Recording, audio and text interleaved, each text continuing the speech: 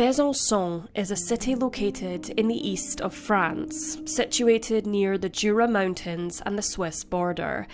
Besançon is celebrated as the birthplace of famed writer Victor Hugo, and it's renowned for its well-preserved architectural heritage, notably the Citadelle de Besançon, a UNESCO World Heritage Site. On the 23rd of May 1976, Martine and Bernard Figard welcomed their daughter Celine to the world in the city. Growing up, Celine had 3 siblings, a sister, Catherine, and brothers Nicolas and Stéphane. In 1995, Celine had turned 19 years old and was living life to the fullest. She was a bubbly and sporty young woman who played as a winger in Vesoul's handball team. Furthermore, Celine studied economics and social studies at Bailyn High School in Vesoul before successfully being accepted as an accounting student at the Lycée Le Grand Chenois in the town of Montbéliard, approximately 80 kilometres or 50 miles northeast of her birthplace. Celine visited the United Kingdom 5 years prior and had developed a strong affection for the country. Between 1990 and 1995, she had travelled to and from the UK several times, and in the summer of 1995, she once again left her family's farm in Ferrières-la-Saye in Haute-Saône to go to the UK. During her time there, she got the opportunity to work in a hotel in Fordingbridge in Hampshire, where her cousin Jean-Marc was employed as the head waiter. She did not hesitate in grabbing the opportunity to not only gain work experience, but also to improve her English skills. She swiftly made further plans to return to the hotel once again for work with Jean-Marc in the Christmas holidays of 1995. She departed at 3 p.m. on Monday the 18th of December from Nouvelle-lès-la-Charité in the company of family friend Guy Melo, travelling towards the Eurotunnel and onward to London in his lorry. Subsequently, Roger Bouvier, a driver from Guignon, kindly provided transportation between Folkestone and Chieveley before heading west. After being dropped off in Chieveley, Celine tried calling Jean-Marc. However, she mistakenly misdialed with the incorrect country code. Roger Bouvier wished to see Celine on her way and attempted to flag down lorry drivers to get help to get her to her destination. The second lorry driver, who drove a, quote, white refrigerated Mercedes lorry, offered to take Celine, stating, quote, "I'm going to Southampton. I'll drop her off before the 8 p.m. bus to Fordingbridge." The driver also stated that he could drop her off at least as far as Salisbury, and that Celine could call her cousin using the phone in his lorry. Despite having reservations about the lorry driver, Roger bid Celine farewell as she joined the lorry driver and drove away from the service station on the M4A34 junction at 4:30 p.m.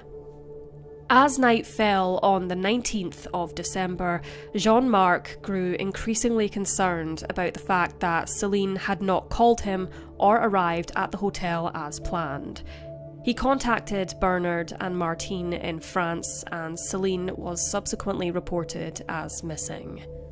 It became apparent that the 8 p.m. bus the lorry driver spoke of to Roger Bouvier about at Chieveley didn't exist, and furthermore, Roger and witnesses at the service station could not recall the vehicle's registration number. Roger described the lorry driver to police as being a white male with red hair and a beard. A composite sketch of the lorry driver was released to the public in hopes of identifying him. Bernard Figard travelled to the UK on December 24th and made an appeal on the BBC, alerting the public that Celine had taken along with her 2 bottles of Pascal Chrétien champagne and a pen from Les Républicains. Detective Chief Superintendent John McCammont said, quote, "This particular type of champagne is not exported to anywhere in the world outside France and is not sold in this country. It is a 1993 vintage and only 60,000 bottles have been produced. Bernard Figard further said, quote, "Celine came to this country because she likes England and likes the people here. I would strongly urge anyone who can help find the person responsible to come forward." Police explored the supposed journey the lorry driver made, stating that it would take approximately 1.5 hours to drive from Chieveley Services to Southampton, which would have meant that the lorry driver should have arrived at Southampton at 6 p.m. that evening. By Christmas, police stated that they believed that Celine had been abducted, and in the days following, they confirmed that they believed that Celine had been murdered. TV and newspaper appeals were published nationwide on the 27th of December. On December 29th, 1995, the lifeless body of a woman was found, unclothed and bearing signs of torture in woodland, concealed behind thick vegetation beside a rest area near Hofford and Ombersley in Worcestershire. Around noon that day, a local driver experiencing issues with his windshield wipers pulled into a rest area and stumbled upon the disturbing scene, noting something conspicuously absent from the day before, though not immediately discerning it as a body. The young woman had suffered severe fractures to the back of her skull, cheekbone and jaw, inflicted by a blunt, heavy object, along with evidence of strangulation, likely with a belt or strap, with evidence on one of the wrists suggesting she had been bound with tape. The autopsy revealed evidence of sexual assault and indicated that the victim had succumbed to her injuries several days prior, her body having been kept in a heated and then cold environment. She had been at the location where she was found for around 24 hours, and investigators believed that she had been held captive for some time before she died. The body was initially thought to be that of 18-year-old Louise Smith, a clerical assistant who had disappeared from a nightclub in Yate, Gloucestershire on Christmas Eve.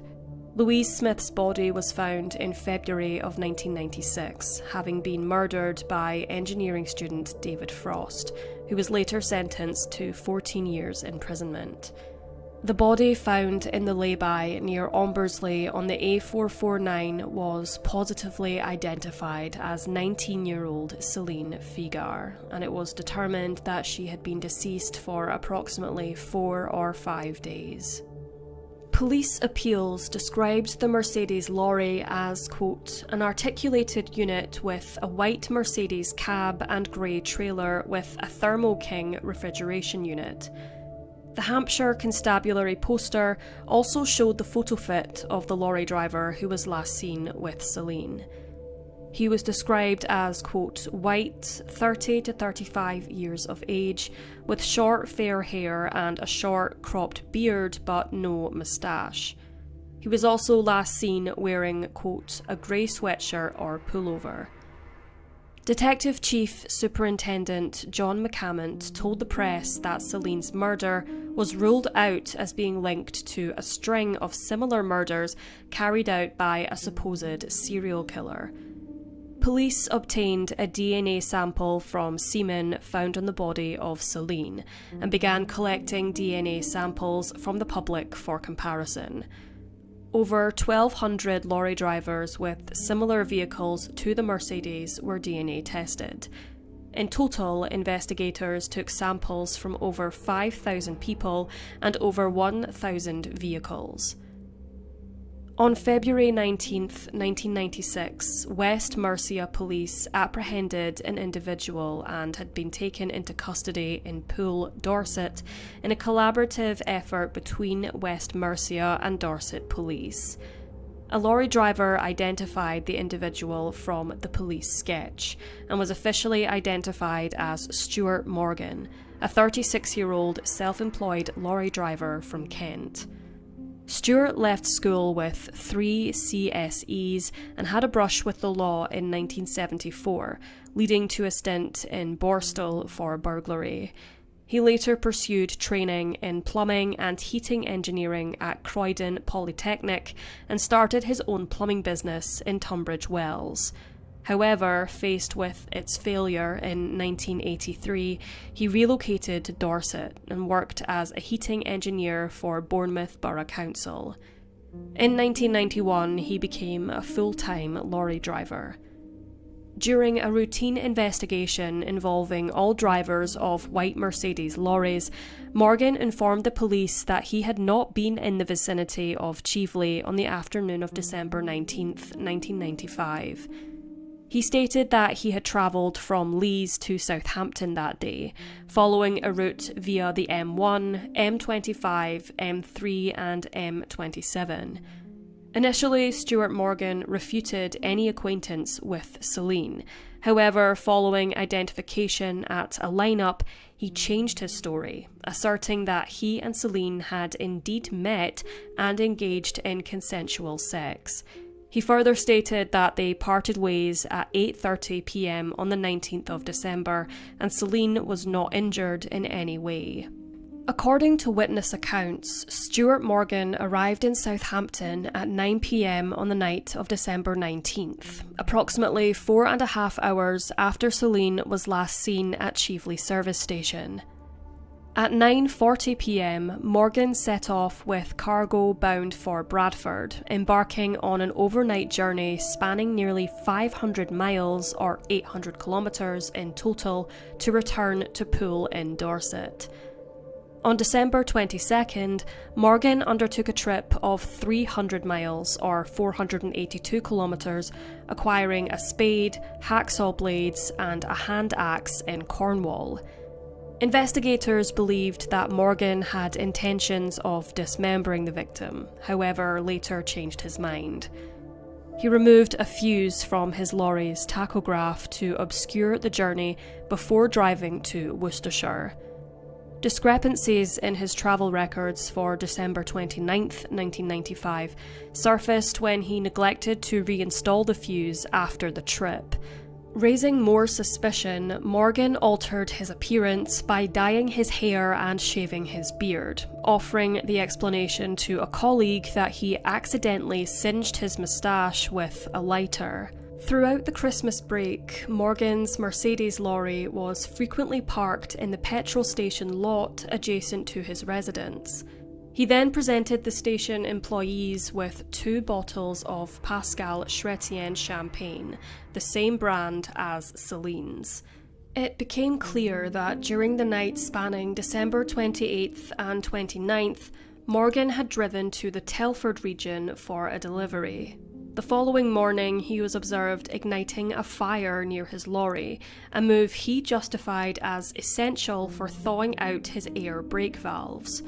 Subsequent investigation of the vicinity revealed significant evidence, including a pair of socks belonging to Celine Figard, a coin, a pair of pants exhibiting traces of blood and semen which had been severed, and a bra also showing signs of being cut.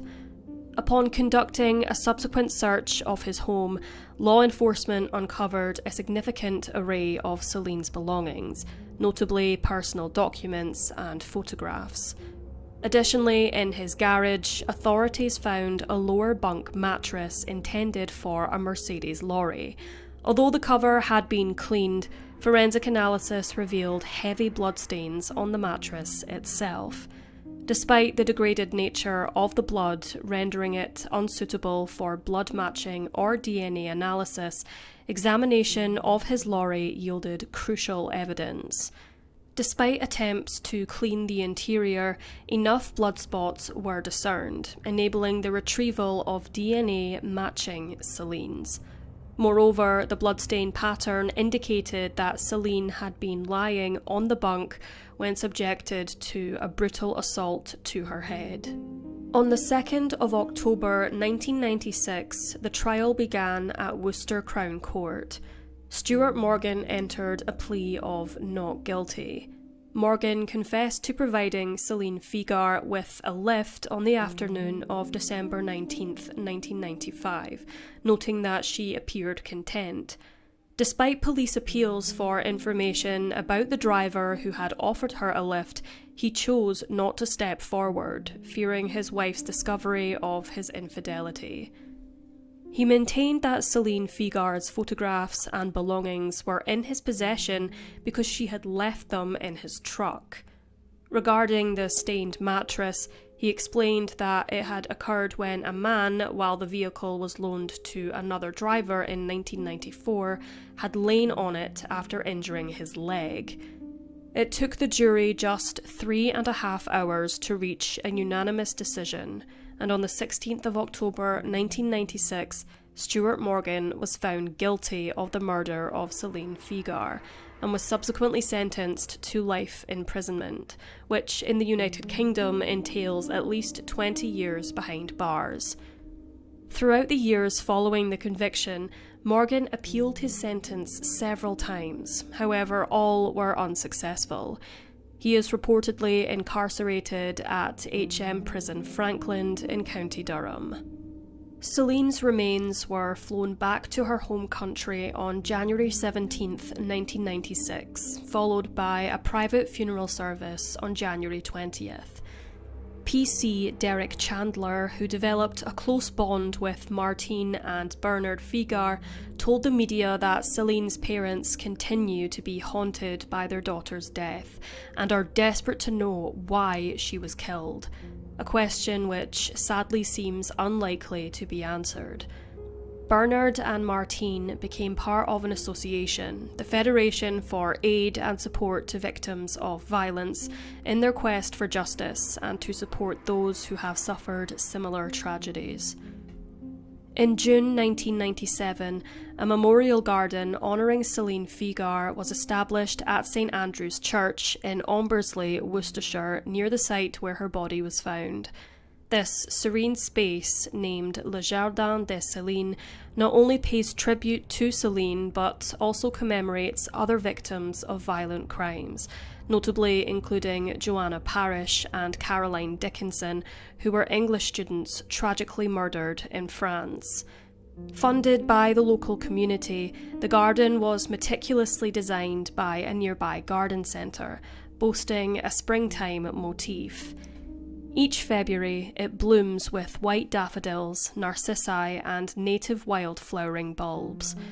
Notably, several of these flowers and plants have roots tracing back to France. The rector of Ombersley, Canon Peter Kerr, said in a poignant message, quote, "The garden is visible and lasting evidence of the strong and insistent wish of the people of this county that Celine should not be forgotten. It is also a living expression of our hope that young people from both our countries should travel and return home safely."